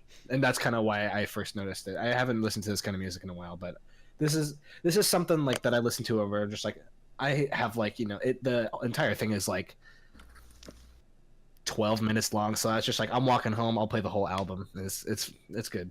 Mm-hmm. I'm actually not a big fan of this kind of music. Um, I I like the beginning and one word senpai, of course, because Well, of course you did. but 12 minutes. I didn't really feel any order to it other than just like EDM stuff. But if you're into that, I can definitely see how you'd like it. I did like the beginning, but I just felt it got a little not to my taste at the end. The actual intro to this entire album is pretty weird, and so is the outro. It's like anime girls talking, so it's weird. It's one of those kind of things. It's either you love it or you hate it. Really, there's kind of no in I didn't between. mind that. So, but yeah, for other people that don't really enjoy that, then avoid. Right, and who is next up? I am. Flux. So, my song is the opening theme to Kekai Sensen, or Blood Battlefront, I believe, and Beyond. Oh no, that's actually second season. So There's Blockade in there yeah, somewhere. Blockade, Yeah, in Battle Blood Battlefront Blockade, something like that. Something like that. Just Kekai Sensen is how I go. So yeah, that's the opening theme. It's by Bump of Chicken, and it is Such a good name. yeah, probably one of my favorite opening themes out of everything I've heard so far. I listened to this too much. I guess it's so, it will, yeah. but before you go, it's Blood Blockade Battlefront, Yeah, which already is kind of like a. That's just a you're mouthful. like, yeah, that's just like all right. Twist Kekai Sensen is even. It's very rare when you have like the Japanese name be like, okay, that's easier to say. Yeah. So this is one of those songs that I haven't watched the anime, but I was looking through Lux's playlist. You know, this song came on. I'm like, yeah, this is a banger. This one's going in my playlist because I don't know. I just like it a lot. Like the vibe of the song. Definitely feels like pretty unique, especially if you put it in the greater context like anime openings and stuff. It definitely is not really stereotypical sounding at all. And I just love the guy's voice. The lead singer's voice. It's great. Yeah, So, he's got a good voice. I totally agree. I really like his voice. I like the song as a whole too. And the OP is good, and the anime is okay. Just Yeah, shoehorn that in there. It is probably my second or third favorite show. If you are to watch or listen to this, I definitely recommend watching it with the opening video because the way they tie it into the song and with the animation is fantastic. Gives me goosebumps every time I watch it. So, also, one of Bump of Chicken's better pieces. A lot of their other songs they do for shows or just in general sound very similar to each other, and this is one of the ones that actually like stood out. So, I give the song a nice fat 7.5 out of 10. nice. Pretty good. I liked it. I enjoyed it. Nothing particularly special in my opinion as far as like weeb songs go. Like Bump of Fair. Chicken. Yeah. I mean, the I name's want- pretty cool. Yeah, Yeah, that yeah. going for it. Bump of Chicken was that first 5. The rest of the song was the. Exactly. So is that all of our songs? I believe so. Yep. All right. Did anybody have any songs that have been stuck in their ear for these last two? I do for sure. Specifically, a part of a song which everyone has heard. It's the second guitar solo in "Comfortably Numb" by Pink Floyd. It's Oh. fucking in my head forever. All So the good. orgasm I don't know. right now. I know. I don't know why. It's probably because I rewatched the video of them like at their reunion concert performing it live for a while back in like 2005. I watched that recently. It's just been stuck in my head ever since, man. That solo is fucking legendary. And it's great because it's good both in studio and live. Yeah. Mhm. Also, David Gilmour is a god, and no one will tell me otherwise. And he puts so much feel into his solos; it's ridiculous. Too much feel. Too much feel into my soul because of it too. Exactly. I've had quite a few songs stuck in my head, but the one I think that kind of started my whole process of earworms was Foster the People, Pumped Up Kicks. Partially because of the meme. I want to say that half of the songs that I have stuck in my head, all the earworms, are because of memes, which is kind of a weird thing to think about. But really, I mean, Pumped Up Kicks is such a catchy song, and it's like honestly, I didn't even really know what the song like. I just remembered back to what I thought when I first heard the song. I didn't even realize what it was about until I started reading the lyrics. I'm like, oh, that's okay. Yeah. But it's just a really catchy song. I think all of Foster the People's songs are pretty damn catchy and really like good at getting in your ear. That's one of those songs that no one like really thinks about the meaning of until it's like pointed out to them. They're like, "Oh shit!" Like for sure, you're like, oh damn. Damn, they actually made a song about this. I guess I'll go. One of the ones that goes back into my ear once in a while is Stylo by Gorillaz. So I've heard Dare and I've heard Feel Good Inc. So those are probably. I mean, I've heard a lot of their songs. I mean, those probably are just my classics, favorites. though. Yeah, they're classics. But Stylo has a really good beat to it, and I find myself humming it sometimes without even like thinking. I just start humming it. So definitely an earworm for me. It is Chaos in Motion by I the Mighty. Okay. Nice. Nice. just like Oh, the so that's math, the same people that you were talking about. Yeah. Yeah. Okay. like more of the math rocky kind of stuff, the very complex guitar, and then the narrative songs. All right. Nice. All of those things just get stuck in my head. Nope. And I listen to music when I drive in my car, like everybody does, I think, these days. Yeah. And I drive a lot, so. Yeah, I gotta have something good to play, right? All right, and to the last part of the soundbite, my music genre surprisingly is not math rock, despite how many times I've said it today. My choice of music genre for this week is vaporwave. Oh, yep. Anybody who knows me would expect it to be vaporwave. So, vaporwave is something that I've kind of been getting into. It's a combination of like a music style as well as like kind of an art style or an aesthetic. And here's where I hit my pretentious button yet again, because of the number of like the sheer number of technical subgenres to vaporwave, from like new wave to like vapor trap, vapor meme, stuff like that. Mall plaza, stuff like that. There's all sorts of like different complexities to it, and it all sounds very much the same and very much different to each other. It was built off of a lot of like the materialism and the consumerism of the 80s and 90s, with it, the sound of being inside of a Kmart, the lo-fi sound of being inside of a Kmart. Okay, I see what you're saying. Yeah. It's like the music you hear in the background of commercials, stuff like that. It gets remade and rebuilt into different types of electronic songs through what's called plunderphonics, and it's made as kind of like this mockery of that consumerism, just how much what people did in the 90s and 80s. There's a lot of the aesthetic is built off of that, with a lot of like purples and pinks and blues, Crystal Pepsi, MS-DOS, stuff like that. Yeah. One of the best things that ever happened to vaporwave was a former Kmart store manager found a bunch of his old tapes that they would play just lightly in the background and uploaded them all, about like I think 15 hours of tapes, and generated hundreds of hours of music because of it. That was one of the best things that ever happened to vaporwave. That's amazing. Sounds amazing, honestly. So there's like the music genre it's definitely built on a very weird foundation, I think. The music is definitely not for everybody, and I started listening to it almost ironically, and I've started to enjoy it unironically, and it slowly became my aesthetic. Slowly, my vaporwave hoodie arrived today. Shout out to aesthetics. Yeah, the word aesthetic is thrown around like obsessively in the vaporwave subcircle.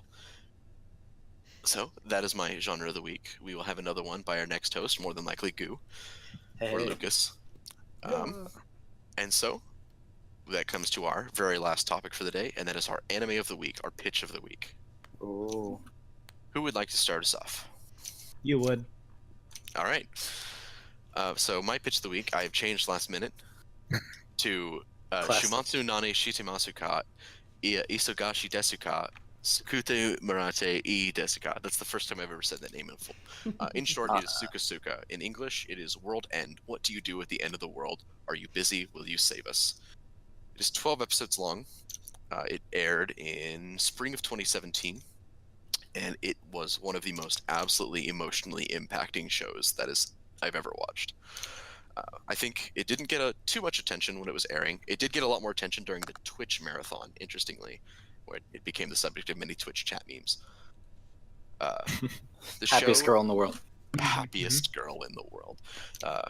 Quick synopsis: the show stars William Kmesh, who is a fairly military man, a former hero who thawed out of ice as the last human in a world of like fairies and demi-humans and stuff like that, and is put in charge of watching essentially a daycare by the military. And meets a girl named Kutori. I refuse to say Kutori or whatever her name is. And from the very get-go, you can tell the show is sad. But nothing can prepare you for how sad it gets. Not even this podcast. Nope. Yeah, exactly. I can vouch for that. I haven't seen it yet, and everyone's talking about it. I'm just like, all right, I'm finally gonna see it. I'm not sure how ready I am though. I think both another friend of ours and I have agreed that we both full out cried at the end. And yeah, that's it for me. My exposure to Suka is pretty small. I mean, I've heard the OPs thanks to Anime Music Quiz, and they were pretty good. So, and I've had many people tell me it was sad. So that's my exposure. But I'll definitely watch it. Sounds like something I'd be interested Yeah, in. I'm pretty similar. I've heard the opening. I don't know anything spoiler wise. I do know that it does get sad. I'm not sure how. So that's what's keeping me going. I do actually have to watch this for a little challenge thing I'm doing this year. For a bunch Just of try not shows. to cry at emotionally crushing anime. Yeah, yeah, that's my challenge for sure. Not succeeding so far. Whoops. All right, go. All right, so the anime I'm going to be pitching on this fine day is Shinsekai Yori, a 2012 anime done by, surprisingly enough, A1 Pictures. It's a very offbeat A1 anime as far as they go with like most of their adaptations. It's an adaptation of a novel, not a light novel, just a normal novel, and it's a sci-fi mystery horror psychological supernatural drama which takes place 1,000 years in the future, so already pretty far out there. It's basically a very different type of dystopian society in which the humanity as a whole has the power of psychokinesis, which is essentially the power to move things with your mind, and it's like a skill among the people of the society, and it basically tells the story of 5 friends growing up over a long period of time in this dystopian future, and it's really interesting. Definitely a very good kind of societal study and what if scenario of a very different type of dystopian future, like not your kind of psychopaths, not your kind of steampunk, anything like that. It's really cool. I'd highly recommend it. I was planning on watching it too. Sounds good. Sounds really interesting. You sold me on it for sure. Yeah. And I guess that brings it to me as well. So the one that I'm pitching today is Little Witch Academia, which aired not too long ago. Let's see, finished airing on the 26th of June last year. About time Harry Potter finally got that anime it Yeah, deserved. exactly. Yeah, so this show is actually pretty highly rated, and most people who've seen it and finished it, I should add, really enjoyed it.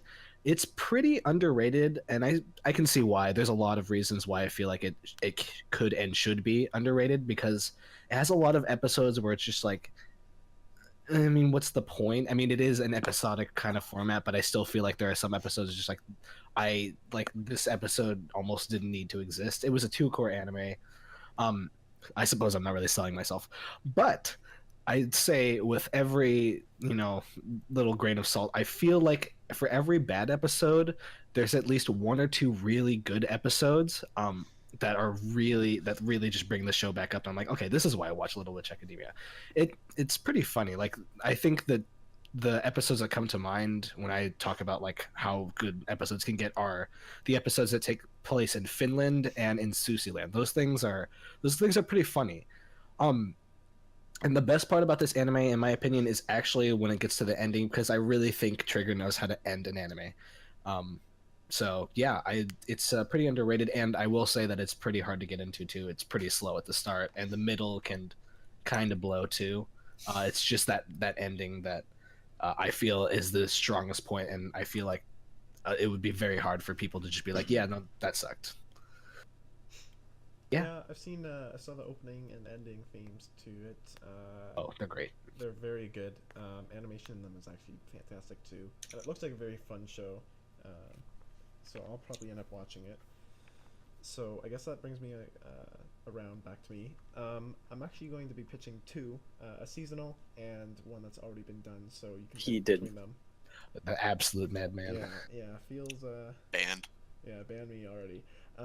So I'll start off with the seasonal just to get it over with quick. So the show's called Euro Camp, or Euro Camp, also known as the Laid Back Camp, and it's a slice of life comedy by C Station, which is known for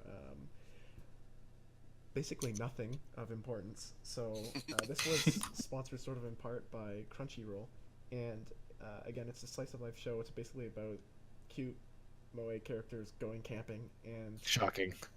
I read the manga way before the announcement came out, and the manga is actually quite good. It's not very far translated, as far as I know, but imagery was pretty good. Very comfy to watch. You get that comfy feeling, and the anime adaptation has actually blown me away. the soundtrack has sort of like an Irish and Scottish feel to it, so it really adds to that camping vibe. All the characters are really cute. Uh, if you don't like cute characters, maybe don't watch. But I mean, it's slice of life after all, right? Um, Animation is top notch. They've made the manga had scenes in it that showed like Mount Fuji and things like that. And they also had little camping tips, which are still included in the show. But they made those scenes even better and even more beautiful when you're watching. But overall, very comfy, very fun. Definitely recommend it. I think it's 5 episodes in now, and it started on January 4th of 2018. So if you're going to be listening to this, definitely recommend it. And the other one that I recommend is completed series, quite long, 75 episodes, I believe. Holy fuck. 3 seasons, Bakuman. This is by JC Staff. It's a comedy, romance, and shonen. Now, it's about 2 guys who want to be mangaka, and it's basically their journey of trying to become successful mangaka and make a manga that's in like a shonen magazine. Now, you'd think with the shonen tag and with it being about manga, you're like, this is probably going to be really boring because it's just them drawing. But there's something about how hyped these guys get and some of the other characters in the show. There's some sort of interesting and almost crazy characters, but they really add this fun touch to the show. Every episode, surprisingly, I was completely hyped, and I binged this within like, I think a month, which is pretty fast for me. Romance is really good in it, and it's not like they focus on it a lot, because once you start watching, you really want these 2 characters to succeed in their manga, and they have the struggle moments, and you cry a little inside because you're like, I'm with these guys and I want to see them succeed. Music for them is very good too. A bit of the soundtrack is repetitive in the middle, but the openings and endings are really good, so I definitely recommend it. Probably one of JC Staff's best shows overall.